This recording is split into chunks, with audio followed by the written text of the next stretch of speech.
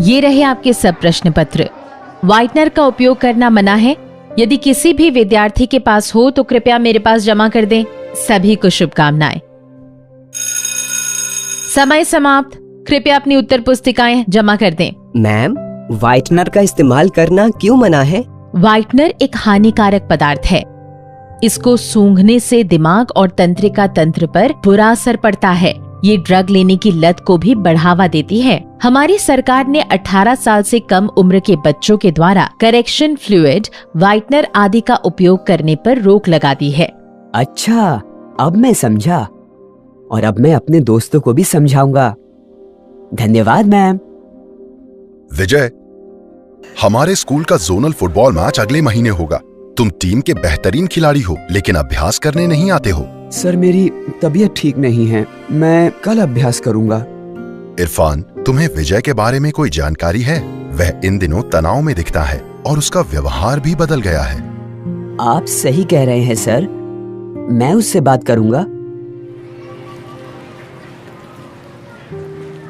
दुकान वाले से कहो कि वह अपनी दुकान यहाँ से हटा ले। सरकार के आदेशानुसार 18 साल से कम आयु के व्यक्तियों को तंबाकू उत्पाद बेचना वर्जित है और शैक्षिक संस्थानों के 100 मीटर के दायरे में भी तंबाकू उत्पाद बेचना वर्जित है।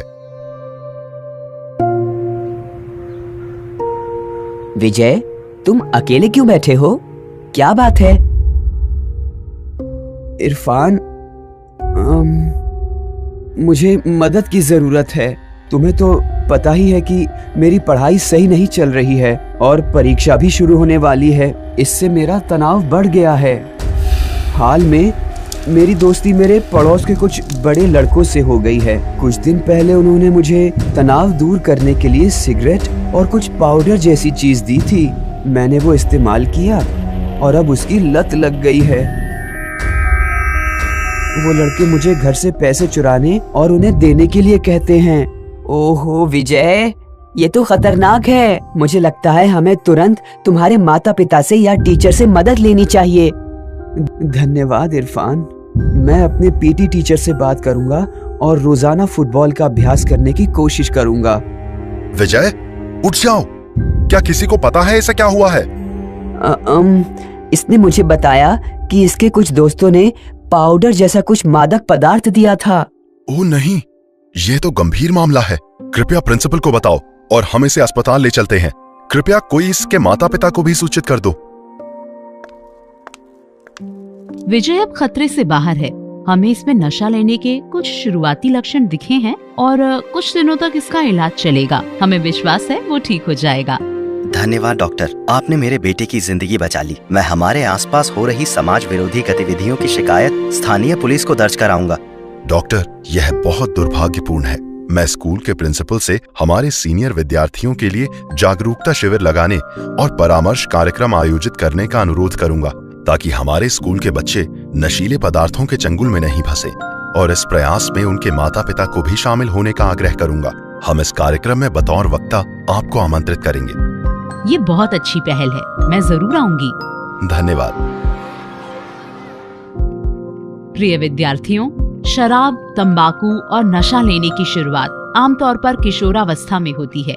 कुछ जिज्ञासावश लेते हैं तो कुछ यार दोस्तों के जोर देने पर और कुछ अन्य चिंता या मन में हीन भावना घर कर जाने की वजह से। इसका असर हमारी पढ़ाई पर, स्कूल से लगाव और अन्य गतिविधियों में भागीदारी पर पड़ता है। इसलिए आप सभी नशे को ना कहें और मादक पदार्थों से दूर रहें। मदद के लिए अपने माता पिता, टीचर या फिर दोस्तों से बात करें और किसी विश्वसनीय व्यक्ति की मदद लें। मैम, आप टीचर और माता पिता से कुछ कहना चाहेंगी? प्रिय शिक्षक और माता पिता, कृपया बच्चों से अपनापन बढ़ाएं और उनसे बात करें। इससे बच्चों का आत्मसम्मान और आत्मविश्वास बना रहेगा। कृपया उन्हें सामाजिक कामकाज में भाग लेने के लिए प्रोत्साहित करें। आइए हम सब मिलकर स्कूल को तंबाकू मुक्त रखने का संकल्प लें। धन्यवाद। बचपन और किशोरावस्था में बच्चों पर कई कारणों से नशीले पदार्थों के चंगुल में फंसने का खतरा रहता है, जिसमें उन पर और आसपास के माहौल पर बहुत बुरा असर पड़ता है।